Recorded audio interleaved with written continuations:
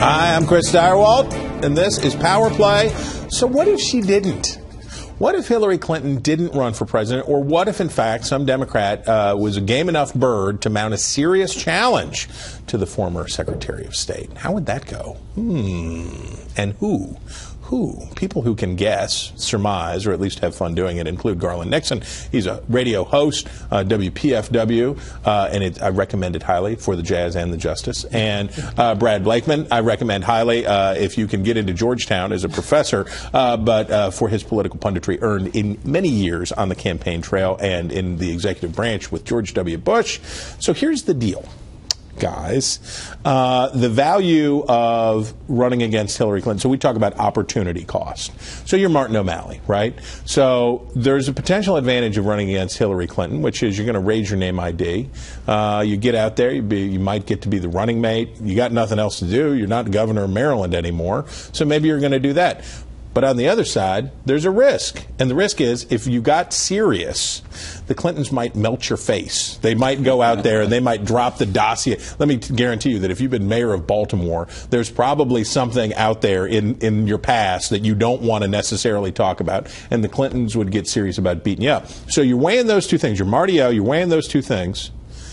The worse it gets for Hillary Clinton in the news, you say, well, maybe this is evening out a little bit. So does this draw somebody like O'Malley or even Elizabeth Warren to rethink their stance on Hillary? I don't think so. I think they've long decided where they are. I think O'Malley's polling, 1-2%.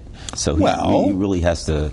Outside of Dundalk, he's not a household name. I mean, you're not going to get. She's got 100% national name ID. He has none. Right. So he has to think about what he's looking, where maybe consideration as VP or something, because he was when Maryland was all Obama, he as the governor supported. He kind of angered the people in Maryland. She got about 70% of the Obama vote. But if Drudge vote. Report keeps showing his biceps playing the guitar, maybe there will be a surge in female support for Marty O.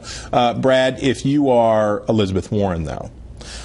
This has to change your calculation, doesn't it? At a certain point, absolutely. So tell me about the thing. So Hillary will be back, right? This is not. You have a problem with you have an email scandal. You have fundraising scandal. They've been through worse. They're impeached. They've been through worse. They will get through this. If you're Elizabeth Warren, what's your thinking?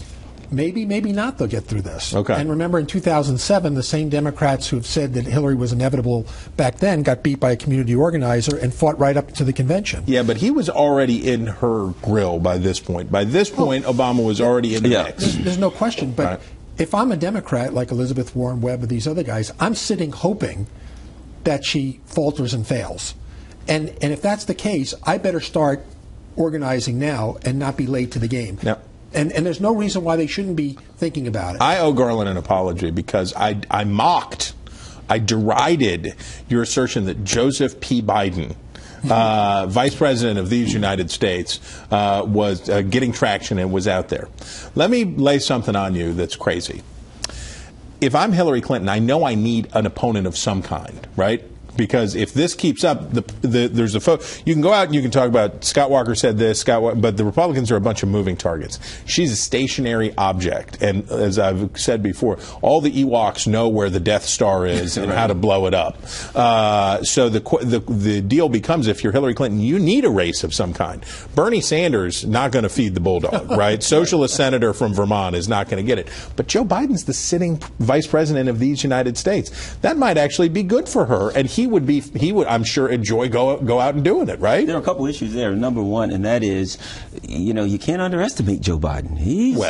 But the other part is this: Hillary needs the Obama machine. Right. The Obama machine is very, very powerful. Right. And if she's going head to head with Joe Biden, the people who really love Obama, which many of them are already. Don't like Hillary. Right. Maybe pushed even further away from Hillary. Right. I think if I was Hillary, I wouldn't want Biden to be there. I'd want to chummy up with Biden. Palooka, I say sparring partner. Take him out there. Nothing more Hillary would like than, as you correctly point out, to say, I didn't get coronated. Yeah, what are you talking about? I beat a sitting vice president of the United States. Look at all what he had. He had Air Force Two. He had all the accoutrements of office. look, Joe Biden has more of a chance of being the president of Amtrak, but I'd love to see him in this race. And why has everybody got to beat up on the train? And I also think that don't count John Kerry out. Oh, now it's your turn. Now I will deride that. John Forbes Kerry. If there's blood in the water with Genghis Khan Kerry is coming back. I'm praying that Biden and Kerry would get in this race. I guess they did legalize pot in D.C. If this is the discussion that we just. If Biden and Kerry, I got Biden and Kerry. Listen to these guys. Wouldn't it be awesome? Well, okay, it would be awesome. Beware the Biden train. There's a lot of things that would be awesome, but this was definitely awesome. I can guarantee this conversation was awesome. Thank you, gentlemen, for being here. And thank you, Internet, for being here. We hope you had fun playing our little parlor game, and we hope you'll be back for more Power Play real soon.